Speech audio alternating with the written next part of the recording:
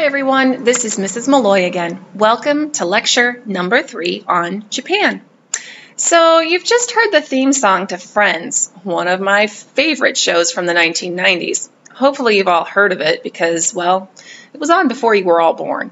In any event, why did I play that song? Well, if you've seen the show, then maybe you know that the character Chandler was played by an actor named Matthew Perry. Did you know that it was Matthew Perry who helped open Japan to the West?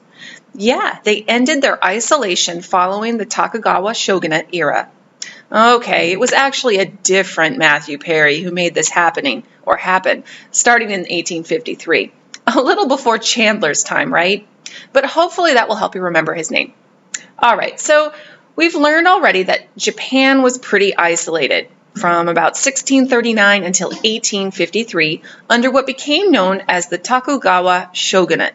This was a period of time in which Japan used a social and political system called feudalism. We already saw in the last video lecture how this feudalism emerged over hundreds and hundreds of years. Well, during the European age of new imperialism, which is to say post-industrial imperialism, we are going to see a very different Japan emerge, ending nearly 200 years of isolation. So why did Japan change? Well, Japan chose to end its feudal period and continue its policy of selective cultural borrowing in order to defend itself from foreigners, believe it or not. Japan will become imperialistic, similarly to Western European nations from the age of new imperialism. All right, well, let's talk now about an end to its isolation. During the age of new imperialism, which is the period of time we've learned that includes imperialism during and after the Industrial Revolution in Europe, what we're going to start to see is many nations trying to become more and more powerful by establishing colonies. So new imperialism really describes imperialism from the mid-1800s until about 1914, or the start of World War I. We're going to see many European countries competing for world influence during this time, as well as expanding their borders with overseas colonies and territories. We already saw this pretty clearly in our unit on Africa, with the whole scramble for African territories, the Berlin Conference, etc. We also saw this in our South Asia unit, in which we learned all about India becoming Great Britain's jewel in the crown territory or colony, before finally gaining its independence in 1947 with the help of Gandhi. We also learned that China was, never taken over by European nations. Instead, following conflicts like the Opium War, a series of unequal treaties by European nations forced the Chinese to engage in trade, thus establishing those spheres of influence or economic imperialism in China. We will soon learn about Southeast Asia as well in our next unit and how they were colonized by European nations. See, Japan saw its neighbors getting colonized or influenced by outsiders. The Japanese quickly realized they would need to become modernized and imperialistic in order to protect themselves from being taken over. The United States sent Commodore Matthew Perry to Japan to convince them to trade. We had a lot at stake. The U.S. was trying to expand its influence in the world and prove itself to its European counterparts. Using what eventually became known as gunboat diplomacy, we signed treaties with Japan that enabled us to trade with them. So what's gunboat diplomacy anyway? Well, simply put, it's when you twist another country's arm or essentially force another country to do what you want by threatening them. How does it work?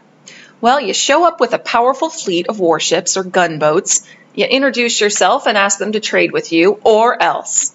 You probably remember learning about gunboat diplomacy when you studied the Panama Canal last year as 8th graders, and how Panama used to be part of Colombia, and how we essentially threatened the Colombians to give up Panama by showing up with our ships. We then unfairly renegotiated our agreement with the Panamanians after essentially freeing them, and when they complained, we simply said, well, I guess we could take our ships away, which of course would have meant that the Colombians could have taken them over again. So they agreed to our unfair demands. This is gunboat diplomacy. And although not as dramatic as the Panama example, this was sort of how we gained influence in Japan. In 1854, the Japanese signed a treaty with the United States called the Treaty of Kanagawa.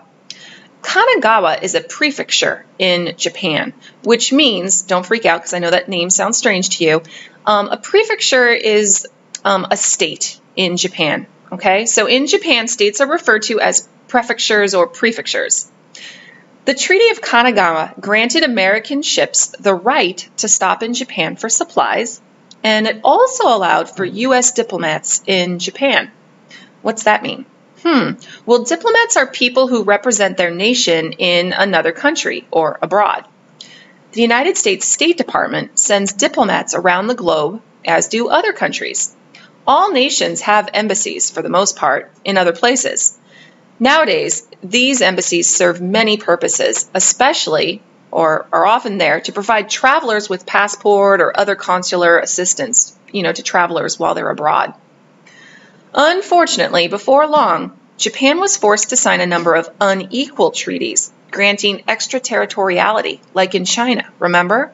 And this led to many problems internally for Japan. So we're going to see a lot of people unhappy in Japan due to these treaties. People in Japan were also tired of the Tokugawa shogunate rule, which had lasted for over 200 years. Remember GENOS, the acronym I use to describe why revolutions take place around the globe? Yeah, well, GENOS applies here. G, government problems. People were clearly unhappy with the Tokugawa rule, and they wanted to change what they felt was an unfair political system under feudalism. E, economic problems. Unequal treaties were signed with other nations initially, and Japan wasn't seeing the benefit, economically speaking. Additionally, common people were tired of rising taxes by the samurai class under feudalism and soon demanded change. N, new ideas and philosophies. A new idea called nationalism is going to take root in Japan. Nationalistic feelings in Japan inspired people to get rid of the foreigners from their nation. Quote, honor the emperor, expel the barbarians. This was a common mantra. Oh, other revolutions or events. Japan saw its Asian nations, or other Asian nations rather, getting taken over by Europeans, and they didn't want to experience the same fate. They saw how spheres of influence controlled China, and they wanted to free themselves from similar circumstances. And finally, S, social inequality. Under feudalism, there was little chance for social mobility. High taxes with very little say in the social and political arena left many Japanese people hungry for change. Sound familiar from your 7th and 8th grade studies? No taxation without representation? Interesting. Okay. Anyway, in 1868, rebels forced the Tokugawa shogun to step down, and the emperor was allowed to take his place as the rightful ruler of Japan. Before this, the emperor had been a mere figurehead.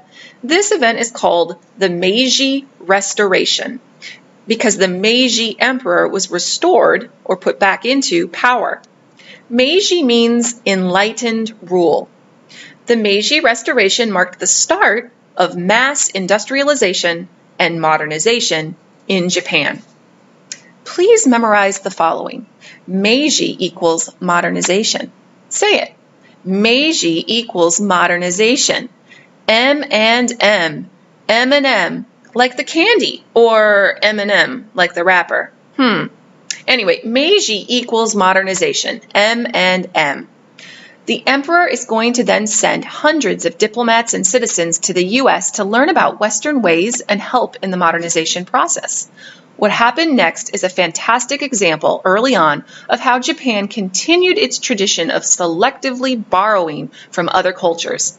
They believed they should, quote, enrich the country, strengthen the military, end quote. As Japan observed American culture on their many visits, major cultural differences were noted. In fact, there are many differences between the cultures even today in terms of etiquette. Japanese officials noticed that the U.S. society was surprisingly informal in nature at the government level. They were surprised to see the lack of pomp or formality between politicians and normal people. They were also shocked at the casual relationships between men and women, especially the formal dances or balls that they attended. It was surprising to see people dancing and touching one another. Additionally, many Japanese visitors were shocked to see Americans wearing their shoes indoors on carpets, etc. See, in Japan, people always remove their shoes when entering someone else's home. People wear special house shoes to keep their indoor areas clean.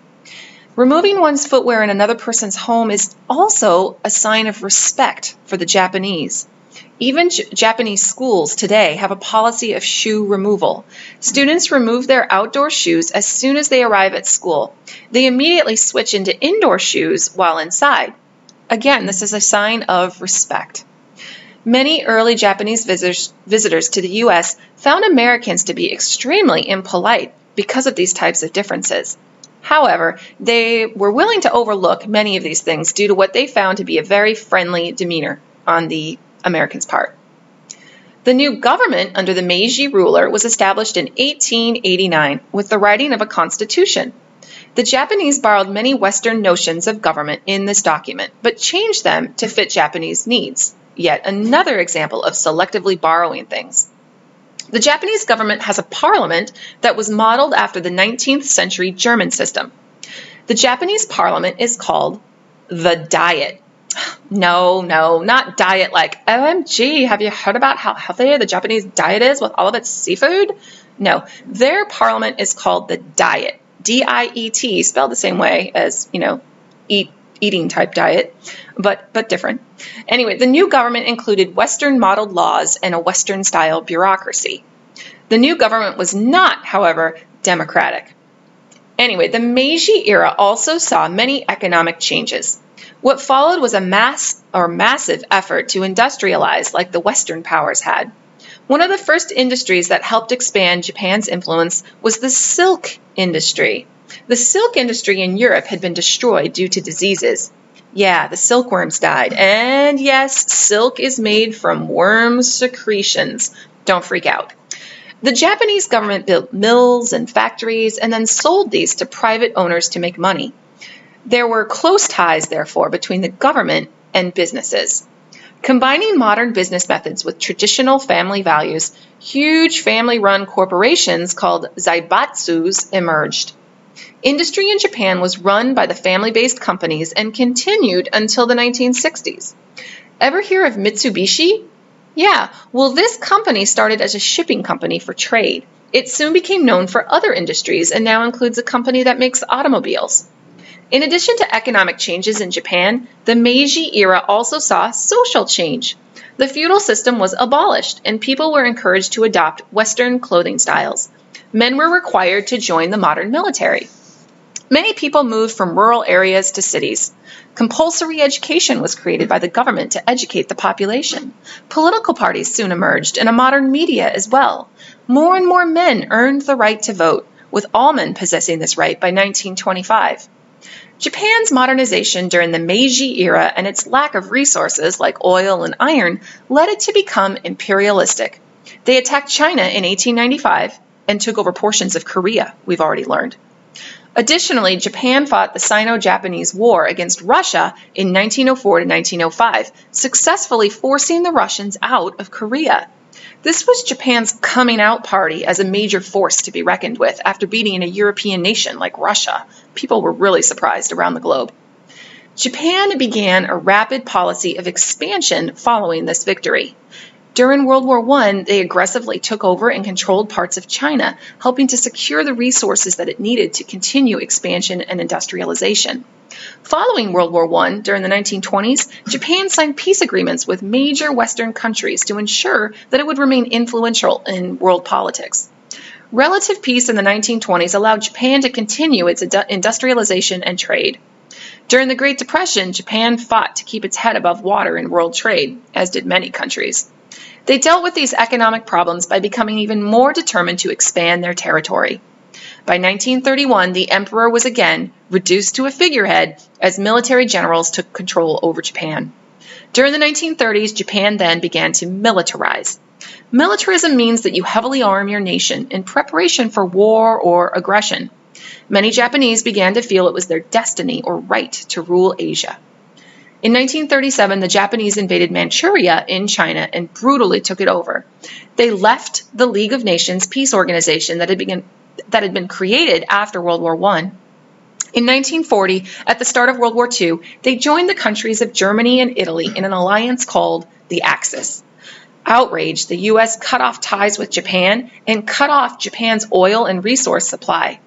Angry at this, the Japanese launched an attack on the American fleet at Pearl Harbor in Hawaii on December 7, 1941, which has been termed, quote-unquote, a day that will live in infamy. 2,500 Americans were killed in the attack, and we declared war on Japan. The U.S. fought the Japanese during World War II during the War of the Pacific.